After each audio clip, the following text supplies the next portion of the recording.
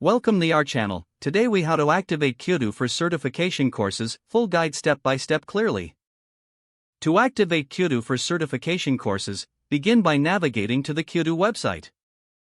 Once on the home page, locate the sign up button and click on it. You will be prompted to create an account if you don't already have one. Fill in the required fields including your name, email address, and password. After entering your information, click the Create Account button to complete the registration process. Check your email for a confirmation message from Cudoo to verify your account. Open the email and click on the verification link provided. Once your account is confirmed, return to the Cudoo website and log in with your newly created credentials.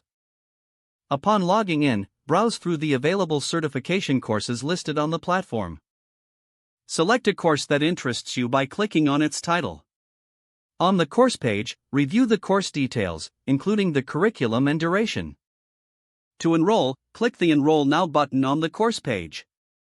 You will then be redirected to a payment page if the course requires a fee. Enter your payment information and complete the checkout process. If the course is free, you might be redirected straight to the course materials. Once enrolled, you can access the course content from your dashboard. Begin the course at your convenience by clicking on the Start Course button. As you progress, keep track of your completion percentage on your dashboard.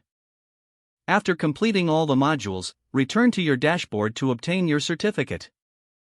Look for the Get Certificate button and click on it. Your certification will be generated and made available for download. Congratulations! You have successfully activated Cudoo for certification courses.